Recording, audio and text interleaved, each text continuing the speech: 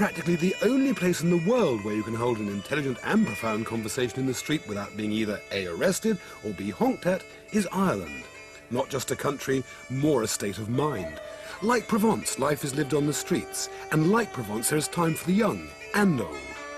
There is a heavy emphasis on food and the good things of life. There is time for pleasure. You see, the quality of life and the flavour of food is more important than the dreaded work ethic or the rush for forced efficiency.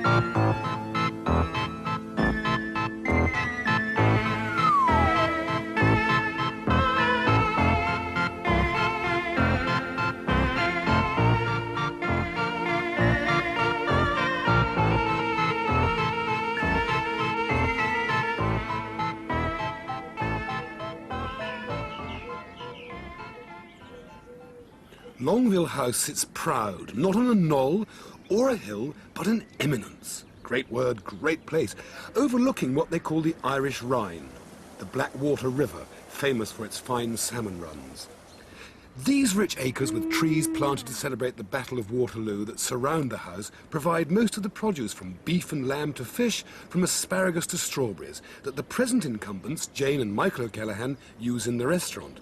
Even the wine from Ireland's only vineyard is quite superb.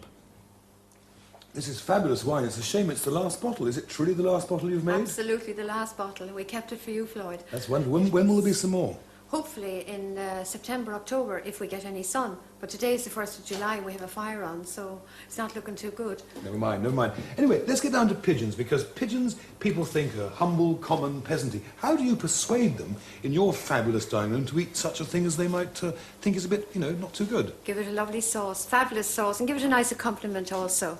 Also give them a wide choice in the menu so they don't have to eat pigeon if they don't want to, you know. But quite a few people do have it. How do you cook it then? Cook it. We start off with this is the leg, yeah, and we just chop it up. Well, actually it's the leg of 2 pigeons here, but we chop them up very small, yeah, and we saute it off with a bit of shallot and some garlic and maybe a little bit of thyme, and cover that with water, about a pint of water, yeah, a pint and a half, and let it simmer gently for maybe an hour and a half. Then strain that off, and then you have the base of your sauce. Excellent, okay? we've got that. So then to prepare the pigeon itself, what do you do? You just put butter on it. Not bacon and things like Not that? at all. You're in Ireland. It's all butter and cream over here. Right. So we put butter on.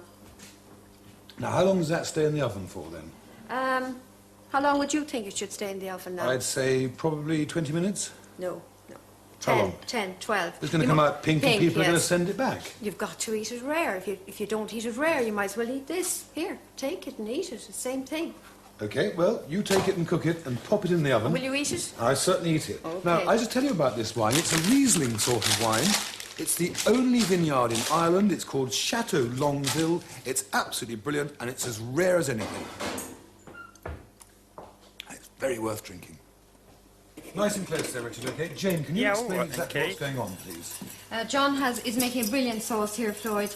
He's got the stock from the pigeon, which I showed you earlier on, and it has been reduced a little bit because it was too thin.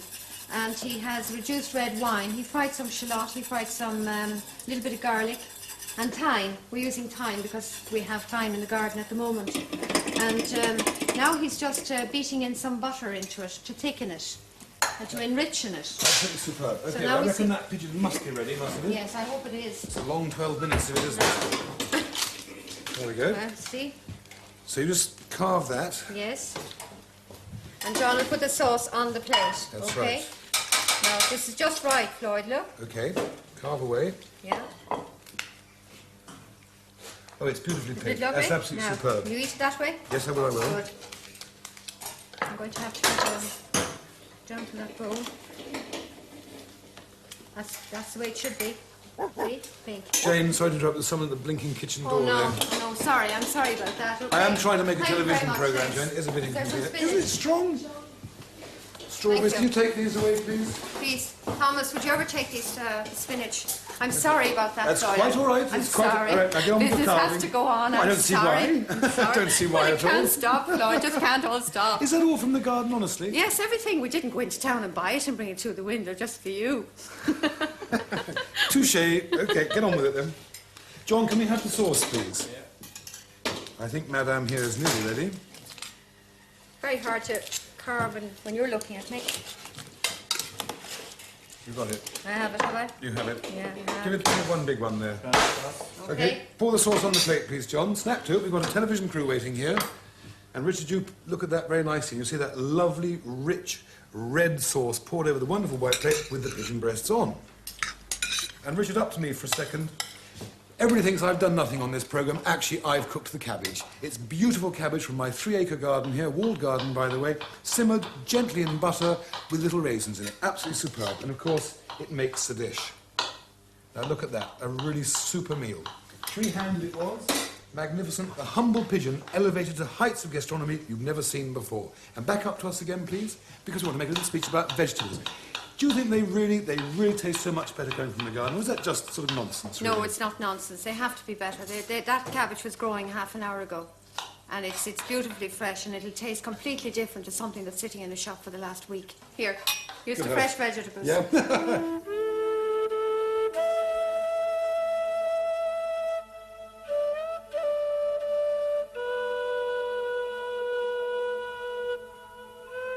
It isn't only wine that needs to be grown on the perfect slope. The identity of a good cheese, too, should reflect the very earth. Now, we all know Ireland's very green, but there is something extra special about this rich grass, washed as it is by the wet winds from America and kissed by the Gulf Stream, which brings fuchsia into bloom, and cows munching on this untainted carpet produce thick, creamy milk, perfect for making cheese.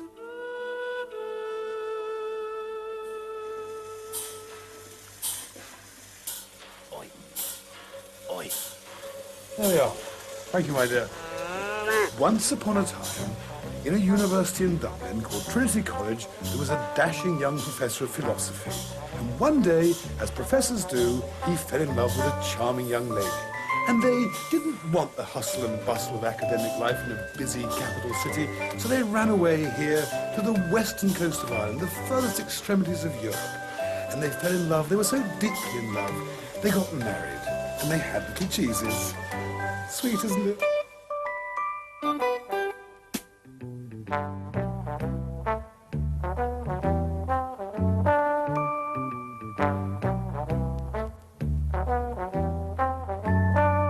We've travelled many hundreds of miles to come here to the extreme west coast of Ireland to witness a very, very strange and rare event. It's the first time for several hundred years that a soft cream cheese has been made in the British Isles, or more precisely here in Ireland. Is that actually true, Veronica? I believe it is that when we began to make Malines here, it was the first time for hundreds of years that a soft cheese had actually been manufactured in the British Isles. Yes. What is it about the Irish then who know? Why do the Irish know about cheese, for heaven's sakes? I mean, I thought the French were the people who made all the cheese. Following the fall of the Roman Empire, a dark age descended on Europe, and a great deal of the skill and culture was temporarily lost. Meanwhile, in Ireland, where the Romans never came, we were a repository for a great deal of the art and culture. And when the Renaissance came along, out went Irish monks and scholars across Europe, reintroducing, I'm not claiming that we invented cheesemaking by any means, but reintroduced these skills and cultures again to those places where they were gone. To many people, Irish cookery is just all about potatoes. Well, it's partly true. This brilliant thing you're seeing here is a potato and apple pancake. Richard, where are you, please? This is vital. Breaking brand new ground here.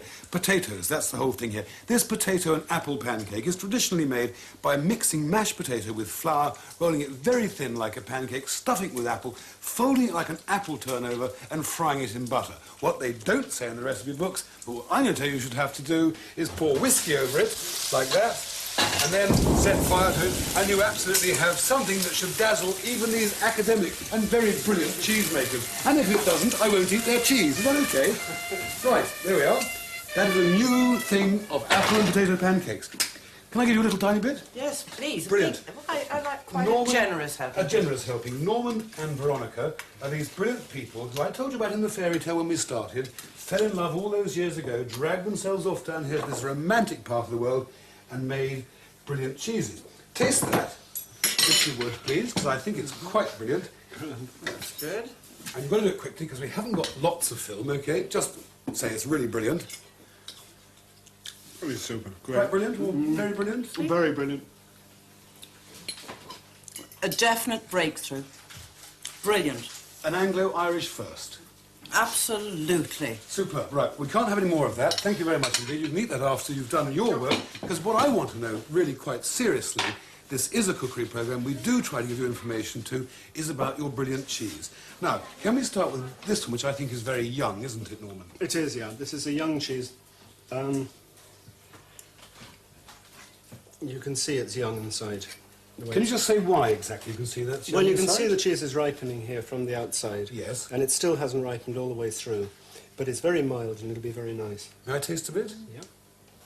Is he saying the right things? Because you actually make the cheese, Veronica, don't you? This will taste quite acidic, clean, acid flavour, which I love, young cheese. Here's a riper one.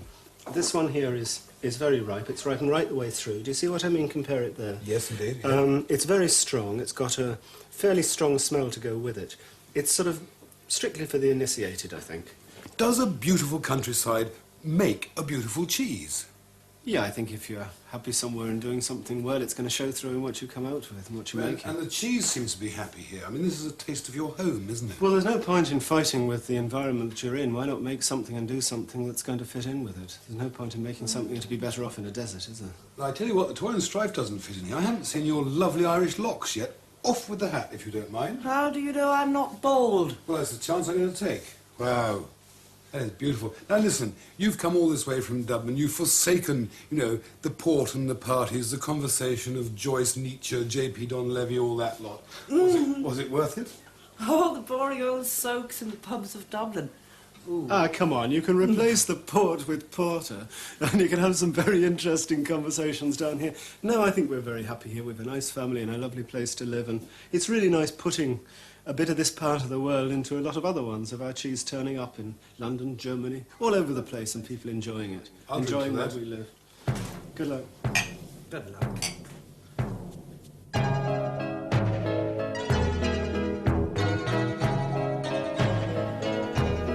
They say life begins at 40, and it's true. In the way that you can, in a crowded room, catch the eye of a stranger and fall head over heels in love, with a passion and a certainty that defies logic or explanation, so it was with me, when I staggered, shaken and slightly unsteady from a buffeting ride in a little aeroplane at Cork Airport for the first time.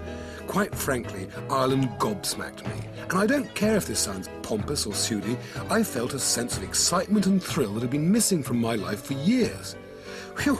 I've got it off my chest now, thank goodness, I feel a little better. But this isn't the psychiatrist's chair, you know, not yet anyway. It's a cookery programme, and the First Lady of Irish Cookery is Her Grace Myrtle Allen.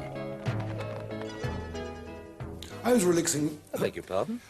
I was relaxing with a glass of stout in the pub the other day after a very hard day's filming. We got to chatting, and as usual, we started talking about food, and not food in general, but Irish stew in particular. You know, in Ireland it's difficult to find. Sometimes in pubs midday you can get it. In England it's often a disastrous mishmash of potatoes, lamb and onions boiled to death. Tastes absolutely awful. So I wanted to find out the secret of what I think to be one of the finest dishes on earth. So I came to my friend Myrtle Allen, who is undisputably the queen of Irish cooking. Famous here at Ballymaloe, famous in Beverly Hills, in Paris, and throughout the land. It's true, isn't it, Myrtle? She's absolutely brilliant. And she knows all about it. But before we go into all of that, Richard, usual business, spin round the ingredients.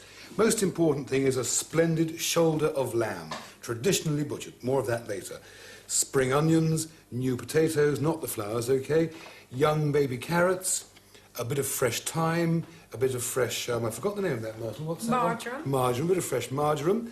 Then I've butchered the chops over this way a bit to take off all the fat, because we need those to cook the chops in later, and that's where I cut my finger, ho, ho, ho. So we've got nice, down here again, Richard, thank you, don't smirk.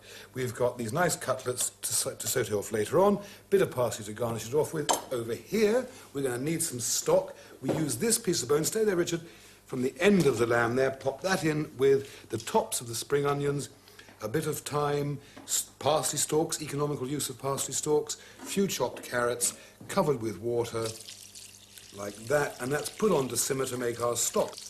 But that's fine. There's another chop in the bottom. Chops in the bottom is the first thing, isn't it? As you can see, I've been frying them in the sweated down lamb dripping, and I'd like to eat a little piece of that. Myrtle, do you want a little bit? It's absolutely fabulous. Okay. This will have the doctors up in arms, won't it? Never mind about them. Right. Now, next thing is what? The onions and the carrots in there. That's right. Just give them a quick turn. If it's a bit too slow, you may have to heat that fat a minute. And then our thyme. A little bit of time, though, yeah. That's enough. And let's put in that bit of margarine we've got. Margarine there. Fine. That's enough, yeah. My viewers have seen an Irish stew made with whole potatoes. They would tend to think of it as being sliced in there, There I are fancy. different ways of doing it. Some people slice them. They say the potato thickens the gravy, but I love them whole on top, and they get brown, you know, in the oven. Now, you want to get this. Have you got the lid or something? You No, want I'll to do strain it. Well, the trouble is, under pressure like this, I sometimes have to improvise, because once this goes in, I've had it. So I'll strain it through like that.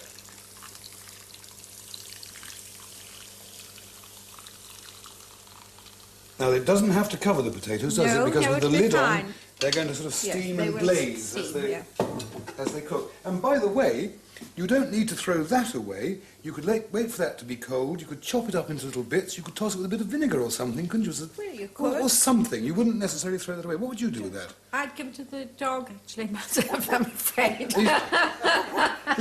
These people who live in castles. Anyway, that goes in the oven for what? For how long now? That goes in the oven. At this time of year, the lamb is young, say 3/4 to 1 hour. 3/4 to 1 hour. Yeah. And we'll go and do something really amusing until that's ready to eat. Fine. So let's wander off. Right. And he'll think of something to make us look really interesting while we're gone. By popular request and overwhelming demand, I've been asked to show you the steamroller being unloaded by a committee again. And may I remind you that a committee is a group of well-intentioned people who individually can do nothing and collectively decide that nothing can be done.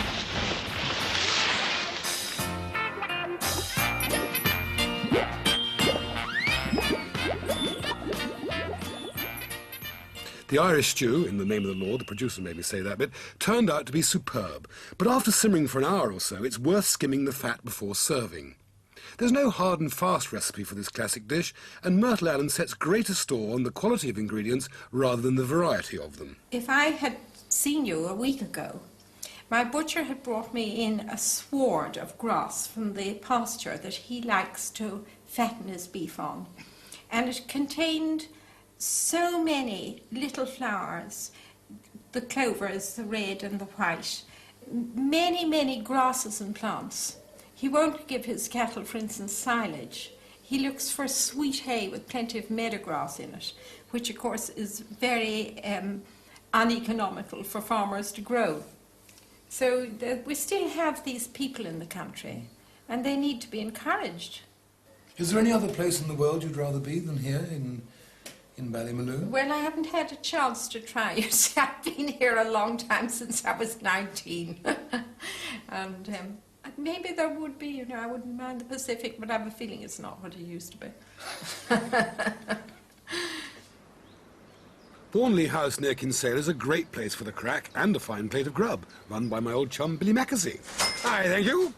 We didn't go into Billy's restaurant kitchen because, like all professional cooks, we get sick and tired of fine French cuisine. What we like to sometimes have a few jars and cook something really simple. And you know this is genuinely my home because of the sign. You all understand that, no prats in the kitchen. And what Billy and I do, when we finished a hard night's work mucking about, really working, we like to have a bit of sliced old beef and a few jars. But it's a very funny dish to make this, isn't it? What exactly is it? It's a great Cork dish. It's spiced beef, Keith, it's called.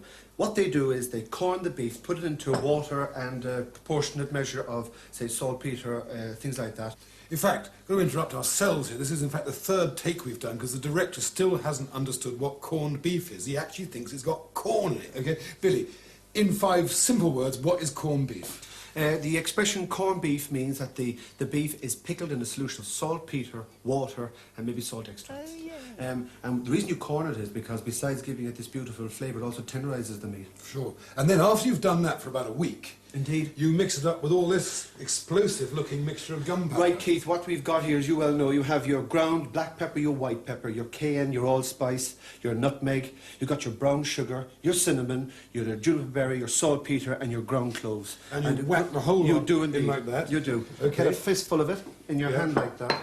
And you'd see it on butcher stalls now, especially around December, the end of November, December, and it would look really well kind of decorated like that, all on the stoves. Fabulous. Right. And that would then go into a wooden barrel or an earthenware Indeed it bowl would. for what, a month? Or? Indeed, Keith, yeah. Approximately a month, and rolled and redone. Sometimes that they also use is the mixture from the corning, the water extract with all the spices put together and kind of filmed around it. Right, right. Yeah. So that is now a Magic of Television. That's 3 months old now, not off, 3 months cured. It goes in, Richard, come here, into a simple vat of water, root vegetables, leeks, celery. Haven't got any leeks in there, onions and a bouquet garnis, a little faggot of herbs, as we call it in English programmes, faggots. Got a few of those. That goes in there, okay. And then, because we're very strong chaps, we just lift that up. Actually, Billy, you go up, and we'll see you in 3 hours' time.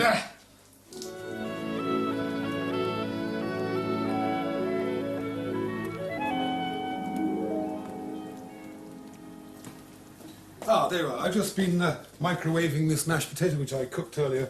Very useful thing to do. Nicest kitchen, isn't it? First time I've ever cooked here, because normally, of course, my staff attend to all these kind of things, but I thought to give you the real impression of being a genuine, simple human being, I'd do it myself.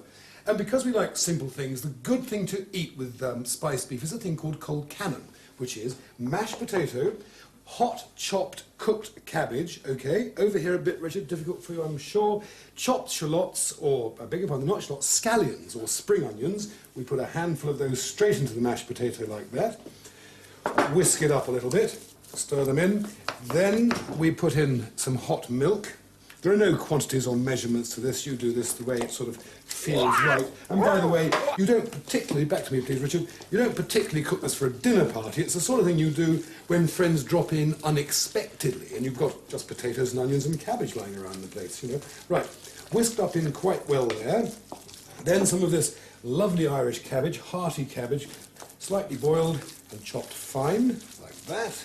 Better have a taste at this stage. Good, but no seasoning. Need seasoning. Salt. Pepper. Your beef doing all right over there, Billy, by the way? Oi. Yeah, not too bad, Keith. Good. Excellent. A handful of parsley into that. Now, I still think that's a bit stodgy. You see that all right? Nice mixture, though. I'm going to add now some melted butter, good cholesterol, heart attack inducing stuff. Please don't take me seriously. I don't wish a heart attack on anybody, really. But this is the sort of thing that doctors write to me about and say you'd be much better off just having a lettuce leaf and a plate of beans. Well, I don't go with that. Well done, my dear. Right.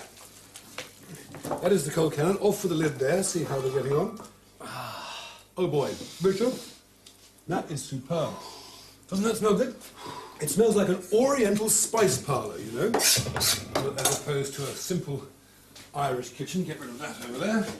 Whack it up, Billy, my dear, because we ought to have a slice of that. Thing is, Richard, please, while Billy's taking that out, this is traditionally cooked on Christmas Eve. When you come back from Mass, you have a slice hot. But the main deal is to let it cool until tomorrow and have it for breakfast with a pint of stout before you start your Christmas Day celebrations. Fantastic. You carving? Yep.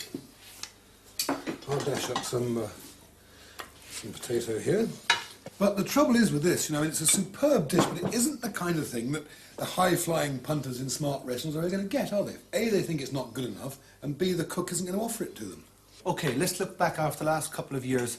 We've come a long way now. Not alone have we have we gone through the French era of dishes, etc., but a lot of our own dishes, traditional dishes, maybe thanks to people like you, we're bringing these back to the fore.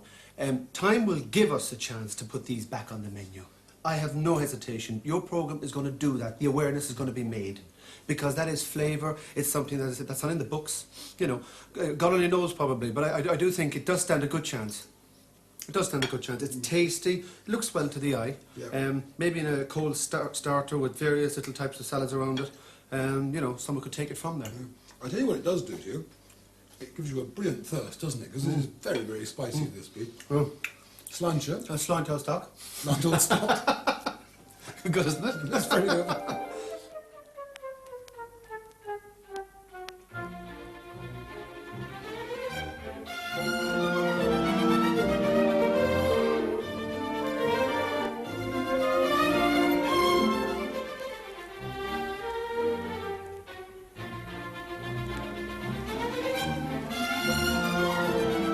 want a Roman one or an Etruscan one? Floyd, tell me, how are you as a cook? Well, as a potter, as a potter, I'm pretty good, really. Yeah, I reckon you're pretty good, and your cooking is roughly the same standard. I came to Ballycotton, famous for its superb place and potatoes, thank you, to cook at the home of Stephen Pearce, the potter you've just seen. Unfortunately, the fishermen, because of a little dispute with the Irish Navy, didn't go to sea that day. So instead of cooking a plumptuous place, we just made the sauce. As Hoagie Carmichael said, some days there just ain't no fish. Brilliant interlude, wasn't it? Absolutely fabulous. Did you enjoy the interlude? Oh, yeah, I love interludes. Yes, he would never see it, you know. He doesn't even have a television set. No. Now then, what have you done so far? Now, I've put the yolks of 2 eggs in here. I put lemon juice, white wine, and I've decided that it's just about thick enough now, so we're going to add the first bit of butter and beating it in, and you get the first little bit of butter beaten in, and then some more butter, and you don't worry about quantities. 2 yolks of eggs and put in anywhere 4, 6, 8 ounces of butter. It doesn't matter. Even my mother, who was probably the best cook in Ireland, used to get out her double boilers, and we used to be sent out of the house and everything, you know. God was called upon when Hollandaise sauce was made. But I just slap it together. The one rule is you must have a thick bottomed saucepan, and you can't fail. Famous last words, I hope. They are not. Now, what did you do before you became a famous Hollandaise sauce maker, then? Well, I've done a bit of everything. I've never done... Everything I do with gusto, and I've never done anything in the form of a career. When I was a young boy, I remember leaving school and everybody had been figuring out what they were going to do with their lives, and I'd been so involved with girls that I've never had a chance to choose, and I just happened to fall into pottery, and then I'd done that for a few years, and I managed rock and roll bands in England, and I've done faith healing, and I do all sorts of things. I like to play just in this game, just like we're playing now, you know. Why did you stop the rock and roll? Well, you know, these old drugs and drink, and it burns you out, you know. It's fun at the time, but afterwards. But now you do with your faith healing with my directories, right? I mean, you don't do spiritualism as well and stuff like that. Sure, we'd have a shot at anything. Could you? We'll try him later on. Yeah, He's got all sorts of funny, you know. Oh, he's funny a nasty person, isn't yes, he? he's cruel, isn't he? Yeah, yeah. Yes. Oh, is that curdling or anything? Well, This couldn't be the first. I've never curdled it yet, but this looks like the first time. You actually diverted me deliberately. How can you divert an Irishman? How can you are divert... a naughty boy. You are a very naughty boy. You'll be getting smacked in a minute. By the magic of television, I'm going to cast a spell on that and make it absolutely brilliant. Can you give me a little tiny bit of hot water? Ah, a little hot water, right? Are you sure you know what you're doing? I think I know what I'm doing. Is that hot? All right, yes, you tell me when. Stop. Wonderful. Now, I don't want to show off, but if you just pass me a... Oh, that's unfair. Just pass me a sauce boat, would you please? Yes, one moment now. We're nearly in business. Oh, you're a very nasty person. A sauce boat, please. Now, that is all smooth and perfect again, is it not? That is absolute magic. So, ladies and gentlemen at home, if your Hollandaise sauce curdles, quickly, very, very quickly, get Stephen, whistle and he'll come, pour in a little drop of hot water, whisk like butter, or we shall complete that out, I'm sure, and there it is, it's made and ready. Shall we drink to that? Very well done, well done. Apple juice or wine? Apple juice, please. Right. Here's yours. I've taken a bigger glass than you because I'm not as modest as you are. Good health.